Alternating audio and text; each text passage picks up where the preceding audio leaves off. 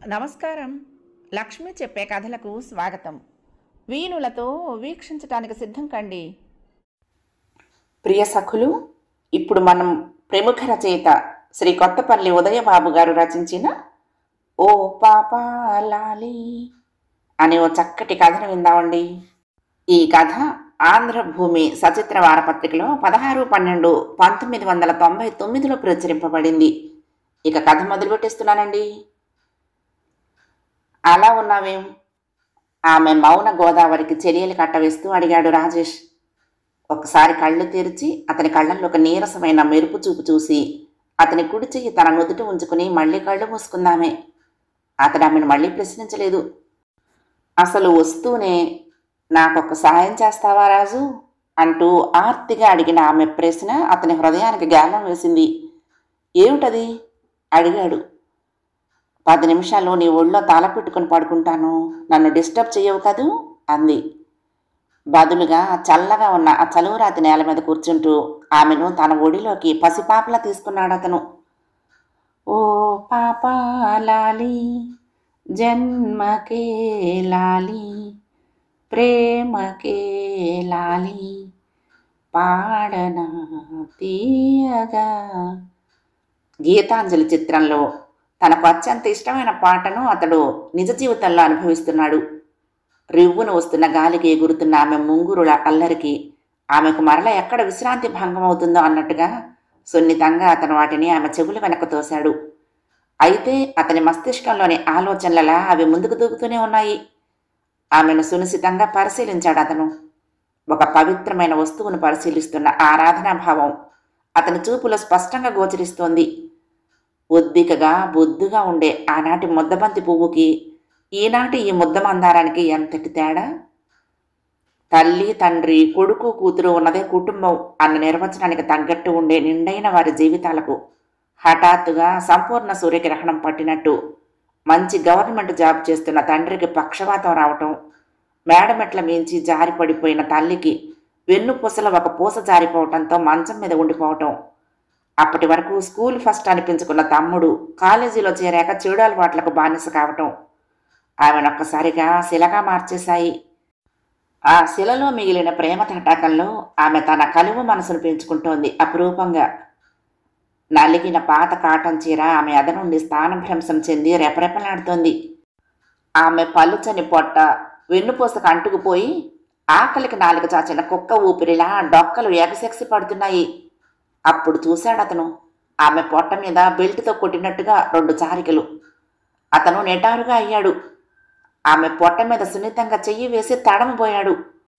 అప్పుడు తగిలింది అతని చేతికి అశ్రు ప్రవాహం. అతను నెమ్మదిగా ఆమెను లేపి భుజాల చుట్టూ చేతులు వేసి ఆప్యాయంగా పొదివి పట్టుకున్నాడు. ప్రియా, ఏం జరిగింది? ఆమె కళ్ళెత్తి చూసింది.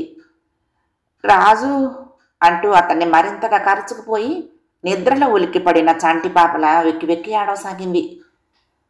చూడు, అందరూ మనల్ని చూస్తున్నారు. ప్లీజ్, ఏం జరిగిందో నాకు చెప్పవా? అతని లాలనతో ఆమెలో ఆశ ఊపిరి తీసుకోవటం ప్రారంభించింది. ఏమిటి అంత నీరసంగా ఉన్నావు? రోజు రోజుకి ఇంత డల్ అయిపోతున్నావేంటి? మన ఇన్నాళ్ల స్నేహంలో నిన్నెప్పుడూ ఇలా చూడలేదు. ఈ నలిగిపోయిన చీరలేంటి, ఈ బెల్ట్ దెబ్బలేంటి? తన నుంచి ఆమెను బలవంతంగా విడదీసి ఆమె కన్నీళ్లు తుడిచాడతను. మనసు వేడిమికి విరబూసిన ఎర్రని తామరల్లా ఉన్నాయి ఆమె నయనాలు. నాకు బాగా ఆకలిగా ఉంది రాజు, సిగ్గు విడిచి అడుగుతున్నాను. తినటానికి ఏమైనా తెచ్చిపెట్టగలవా? 2 రోజులైంది అన్నం తిని అంది. రాజేష్ హతాశుడయ్యాడు ఆమె మాటలకి. పద వెళ్దాం, లేచి ఆమెకు చెయ్యందించాడు. మానసికమైన వ్యధ కంటిలోయల్లో నుంచి పెళ్ళువికి మనసంతా తేలిక పడినా శరీరానికి స్వాంతన లేని కారణంగా సమాధానం చెప్పలేకపోయిందామె. అతను ఆమె నడుం చుట్టూ చేయి వేసి పిల్ల తెమ్మెర వీస్తున్నంత నెమ్మదిగా లేపాడు ఆమెను. చల్లని గాలికి నీరసంతో మత్త ఆవరిస్తున్న ఆమె అతని భుజం మీద తలవాల్చి మెల్లగా అడుగులు వేయసాగింది. అనేక మంది చూపుల బాణాలు ఛేదించుకుంటూ ముందుకు సాగుతున్న వాళ్ల చెవులకి వద్దన్నా వినిపించాయి. చేతిలో పువ్వుల పుట్టతో మెట్లెక్కుతున్న పశ్చిమ గోదావరి పెద్ద వయసావిడ మాటలు. ప్రేమ తమకంలో ఎక్కడ ఏం చేస్తున్నారో కూడా తెలియకుండా పోతోంది ఈ రోజుల్లో కుర్ర మోకకి. దేవుడి గుడి, చదువుకునే బడి అనే తేడా లేకుండా అంత కళ్ళు మూసుకుపోయి ప్రవర్తించడమా? వెధవ పెంపకాలు కాకపోతేను. ఆ కోవెల మెట్లు దిగిన తర్వాత రోడ్డు దాటి ఎదురుగా ఉన్న హోటల్కి తీసుకువెళ్ళాడు ఆమెను రాజేష్. ఆరోగ్యకరమైన శరీరానికి రుచికరమైన భోజనం అమృతంలా రుచించి పక్కవారు తననే చూస్తున్నారు అన్న విషయం కూడా మరిచి ఆరగిస్తున్న ఆమెను వింతగా చూస్తూ ఉండిపోయాడు అతను. భోజనం పూర్తయి ఆమెకు కొంచెం శక్తి పుంజుకున్నట్లు అయింది. వాష్ బేసిన్ దగ్గర శుభ్రంగా ముఖం కడుక్కొని వచ్చి చీర చెంగుతో తుడుచుకుంటున్న ఆమెను అతను ఆఫ్ చేయలేదు. ఇప్పుడు చెప్పు, కాస్త ఊపికి వచ్చిందంటేనే సుమా, లేకపోతే వద్దు అన్నాడు. తన ముందు కూర్చున్న ఆమె చేతిని తన చేతిలోకి తీసుకున్నాడు. ఆమె అలాగే కుర్చీలో వెనక్కు వాలింది. ఏముంది రాజు, మామూలే. చేతిలో ఉన్న డబ్బులు నాన్న ఇంజెక్షన్స్కి, అమ్మ టానిక్కులకి అయిపోయాయి. నెలాఖరు రోజులు. బియ్యం కొందామని 20 రూపాయలు ఉంచుకుంటే నిన్న పొద్దుట బాబీ నన్ను బెల్టుతో బాది లాక్కుపోయాడు. అదే ఈ ప్రసాదం అంది పొట్ట మీద రాసుకుంటూ. రాజేష్ పర్సులో నుంచి 500 నోట్లు తీసి ఇవ్వబోయాడు. ఆమె సున్నితంగానే తిరస్కరించింది. నీ దగ్గర అధికారికంగా తీసుకున్నది ఒక డబ్బు మాత్రమే అని నీకు తెలిసే ఎందుకు ఇస్తున్నావు రాజేష్?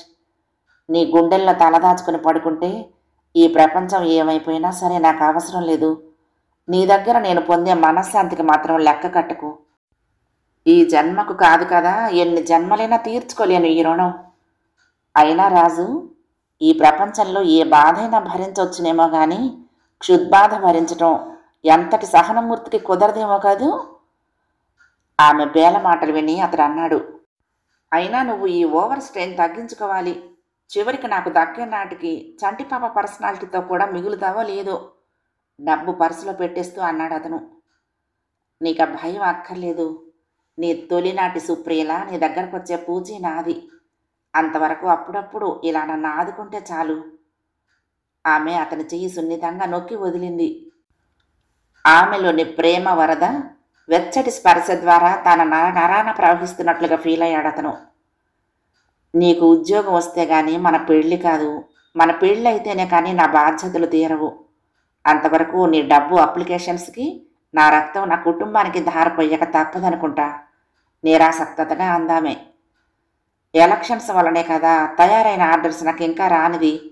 మన కష్టాలు తీరే రోజు తొందరలోనే ఉంది ప్రియా. ఆ వెంటనే అమ్మా నాన్నల అనుమతితో మన వివాహం అన్నాడు. ఈ చిక్కి శల్యమైన శరీరంలో ఏముంది రాజు? నా అవసరం కోసం వాడుకుంటున్న నీ మనసు తప్ప. ఆ మనసులోనే నా పట్ల గల నీ నిర్మలమైన ప్రేమకే నేను నీకు దాసోహం అంది. ఆడది తనను ప్రేమించిన వాడిని చేసుకుంటే మరింత సుఖపడుతుందిట. అదే సూత్రం మగవాడికి కూడా వర్తిస్తుంది అన్నాడు. నేనెంత అదృష్టవంతురాలి రాజు. నీ ప్రేమికురాలిని అనుకున్నప్పుడల్లా అనంతమైన గర్వం నాకు. అన్నట్టు మొదటి శ్రావణ మంగళవారం నా పుట్టినరోజు. ఆ రోజు నీ నుంచి ఎన్నో పొందిన నేను వీలైతే ఓ అపురూపమైన కానుకిచ్చుకుంటాను అంది. దేవి గారి ఆజ్ఞ. ఇంటి వరకు రానా అడిగాడు. వద్దు, ఇక్కడ సిటీ బస్ ఎక్కేస్తాను. ఇంటికి వెళ్ళాక చాకరీ ఎలాగో తప్పదు కదా. అయినా ఈ పూటకు నీతో అవసరం తీరిపోయింది కూడా. ఆమె చిలిపిగా నవ్వింది. అతను సిటీ బస్ వచ్చేంత వరకు ఉన్నాడు. ఆగిన సిటీ బస్ ఎక్కబోతూ అందామే, రేపు మళ్ళీ నాకు మనశ్శాంతి కోటాన్ని అందించడానికి మన ప్లేస్లో రెడీగా ఉండు, వస్తాను చెవిలో గుసగుసలాడుతున్నట్లుగా అంటూ ఎవరూ చూడకుండా అతని చెవి కొరికి వదిలింది సున్నితంగా. అతని కళ్ళ నిండా మెరుపు కలలు స్ట్రీట్ లైట్ వెలుతురులో తళుక్కుమన్నాయి. అతను ముందు విస్తుపోయాడు. ఎన్నిసార్లు అడిగినా ఏనాడు తన గదికి రాని సుప్రియ పిడుగు లాంటి వార్త పుట్టినరోజు శుభవార్తగా అందించినప్పుడు స్తబ్దుడైపోయాడు. అది ఆమె శుభలేఖ. వధువు సుప్రియ, వరుడు లక్ష్మీనారాయణ. సుప్రియ, ఏమిటిది? నాతో పరాజకాలు ఆడుతున్నావా? ఇది నీ స్వార్థమా లేక మీ ఇంట్లో వాళ్ళ బలవంతమా? ఇంచుమించు రోజు మనం కలుస్తున్నా ఏనాడైనా నాతో మాట వరుసకైనా అనలేదు నువ్వు. నా పుట్టినరోజుకి ఇస్తానన్న కానుక ఇదా అన్నాడు. అతడు మెడ మీద సన్నని దారంతో పదునైన కత్తి వేళ్లాడుతున్న అమాయకపు గొర్రెలా ఉన్నాడు. నీళ్లు నిండిన విశాలమైన కళ్ళు ఆమె పైకెత్తింది.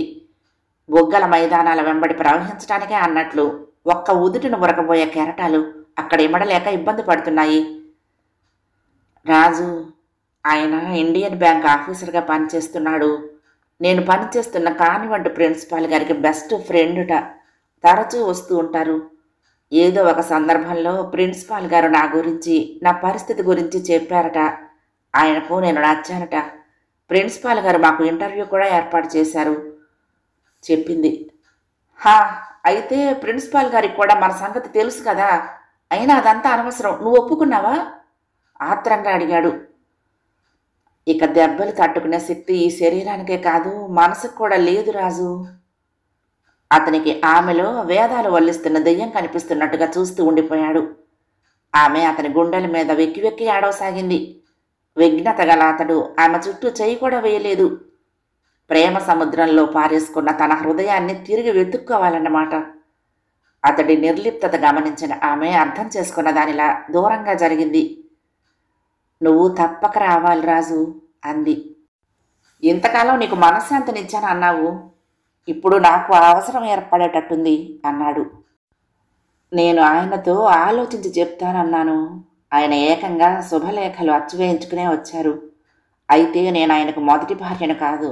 ఆయన మరొక 2 ఏళ్లలో రిటైర్ అవుతారు. ఆయన పిల్లలు పెళ్ళిళ్ళై కాపురాలు చేసుకుంటున్నారు. ఆయనకు ఏ బాధ్యతలు లేవు. అతనికి మరో షాక్. నాన్న నాకు తెలియకుండా ప్రిన్సిపాల్ ద్వారా ఆయనకు అమ్మేశారు అంది. అమ్మేశారా? సంభ్రమాశ్చర్యాలతో అడిగాడు అతను. నా సమస్యలన్నీ ఆయన పరిష్కరిస్తాను అని హామీ ఇచ్చారంటే అదే కదా అర్థం. ఆమె పేలవంగా నవ్వింది. అవసరమైతే ఫోన్ చేయరాజు, నీకే సహాయం కావాలన్నా. ఆమె కంఠంలోని వణుకు అతను గమనించేలోగా పర్సులో నుంచి తీసిన విజిటింగ్ కార్డు అతని చేతుల్లో ఉంచి గిర్రున తిరిగి వెళ్ళిపోయింది. ఎంత పని చేశావు ప్రియా. అతని గుండెలు చిక్కపట్టుకుని అచేతనంగా కూలబడ్డాడు. అబ్బాయి గారు మీకు ఫోన్. ఫైళ్ల మధ్య ఉన్న రాజేష్ తాళెత్తాడు. ఇంటి దగ్గర నుంచా? బహుశా కాత్యాయనికి నొప్పులు వస్తున్నాయేమో అనుకుంటూ రిసీవర్ అందుకున్నాడు. హలో, రాజేష్ హియర్ అన్నాడు. హలో రాజేష్, నేను సుప్రియను. అతను మంద్రంగా అడిగాడు. ఎలా ఉన్నావు సుప్రియ? బ్రతికే ఉన్నాను. అంటే నువ్వు కోరుకున్న జీవితం అంత బాగుందన్నమాట. What do you mean? అవును, నా స్నేహితురాల్లా ఉన్నన్ని రోజులు నువ్వు జీవోత్సవనివే కదా వ్యంగ్యంగా అన్నాడు. ఇప్పుడు మాత్రమే ఆ పోస్టుకు నేను ఎప్పుడూ అర్హురాలనే. అది సరే గాని నువ్వెలా ఉన్నావు అడిగింది. నా నిండు ప్రేమను తనలో దాచుకుని నా అనురాగాన్ని నా బిడ్డ రూపంలో నాకు అందించటానికి నా భార్య ప్రసవ వేదన పడుతోంది. హాస్పిటల్లో చేర్పించాను. ఏ క్షణానైనా ఫోన్ రావచ్చు. ఆ శుభవార్త కోసం ఎదురు చూస్తున్నాను. నా అన్న చోట వీలైనంతగా ఒత్తి పలుకుతూ అన్నాడు. రాజు, నీకు అభ్యంతరం లేకపోతే ఒక్కసారి మా ఇంటికి రాగలవా? కారు పంపిస్తాను. అతను మాట్లాడలేదు. ప్లీజ్ రాజు, ఒకే ఒక్కసారి. నా కథ వినిపించి నీ జాలి పొందటానికి కాదు. ఒక్కసారి రా. అప్పుడే సంవత్సరం కావస్తోంది నిన్ను చూసి. కానీ నేను నెలకొకసారైనా నేను చూస్తూనే ఉన్నాను. లయన్స్ క్లబ్ ప్రతి ఫంక్షన్కి మీ దంపతులు హాజరు కావటం నాకు తెలుసు అన్నాడు. మరి ఏనాడు పలకరించలేదేమరాజు? నేను చూడనే లేదు. మన మొదటి పరిచయం నాటి నిండైన సుప్రియను, అదే రూపాన్ని నా మనసులో అలాగే ఉంచుకున్నాను. ఈనాడు అదే రూపంతో మహారాణిలా స్టేజి మీద ఉన్న నీ దగ్గరకు నేను ఏ మొహం పెట్టుకురాను? ఎంతైనా నాకు ప్రేమ విలువ తెలియచేసిన మొట్టమొదటి స్నేహితురాలివి. ఆ స్నేహితురాలతో మనసు విప్పి మాట్లాడుకుందామనే కోరుతున్నాను రాజు. రావా? ప్లీజ్ రాజేష్. సరే వస్తాను. అయితే ఇప్పుడు కాదు, నా భార్యకు పురుడు వచ్చిన రోజు స్వీట్స్తో వస్తాను. బహుశా రేపు సాయంత్రానికి. అతను టక్కున ఫోన్ పెట్టేశాడు. వారం రోజుల తర్వాత రాజేష్కి సుప్రియ నుంచి సుదీర్ఘమైన లేఖ అందింది. డియర్ రాజేష్, నేను ఎన్ని జన్మలకైనా పూజించుకునే అత్యుత్తమ వ్యక్తిత్వం కలవాడిగా ఎదిగిపోయావు నువ్వు. నీ ప్రేయసిగా తలవాల్చి నీ గుండెలపై నేను పొందిన మనశ్శాంతి సాక్షిగా నా సమక్షంలో ఏ బలహీనతకి లొంగని నీతో ఒక అబద్ధం చెప్పాను. అది ఆయన నన్ను కొనుక్కున్నారని కాదు రాజు. నేనే నా ఆకలిని తీర్చుకోవటం కోసం ఆయన భార్యగా అంగీకరించాను. నీ స్నేహితురాలిగా గడిపిన రోజుల్లో ఇంచుమించు 2 రోజులకు ఒకసారి భోజనం చేసిన నేను, అది నీ కష్టార్జితంతో. కటిక దరిద్రం కంటే భయంకరమైనది ఈ ప్రపంచంలో మరొకటి ఏదీ లేదని తెలుసుకున్నాను. కానీ ఎంతకాలం నిన్ను ఇబ్బంది పెట్టను. అందుకే బాగా ఆలోచించి ఆయన అడిగిన వెంటనే వివాహానికి అంగీకరించాను. నా ప్లాన్ ఒక్కటే. అప్పటికి నిరుద్యోగంతో బాధపడుతున్న నువ్వు నాకు ఎలాగో స్నేహితుడిగా ఉంటావనే నమ్మకంతో ముందు ఆకలి బాధ తీరే ఆ మార్గాన్ని ఎంచుకున్నాను. కానీ నా అంచనాలు తారుమారు చేస్తూ నువ్వు కాత్యాయనుని పెళ్లి చేసుకున్నావు. మీరిద్దరూ ఎంతో అన్యోన్యంగా ఉన్నారన్న వార్త విన్నప్పుడు నేను చేసిన పొరపాటు నాకు అర్థమైంది. నీకు ఎల్ఐసి జాబ్ వచ్చిందని కూడా తెలిసింది అప్పుడే. ఆయన పరమ అనుమానం మనిషి, తాగుబోతు. పైగా ఆయన తన భార్య పోయిన తర్వాత జరిగిన యాక్సిడెంట్ వల్ల సంసార జీవితానికి పనికిరారని డాక్టర్స్ రిపోర్ట్స్ చదివితే అర్థమైంది నాకు. కడుపులో ఆకలి తీరింది అనుకున్నానే కానీ ఉప్పు కారం సమృద్ధిగా చేరుతున్న నా శరీరం వయసు పోరును తట్టుకోలేక ఎదురు తిరగసాగింది. నేను చేసిన తప్పు నన్ను వెక్కిరించేది. నా మనసు శారీరక వాంఛకు లొంగిపోమ్మని శాసించేది.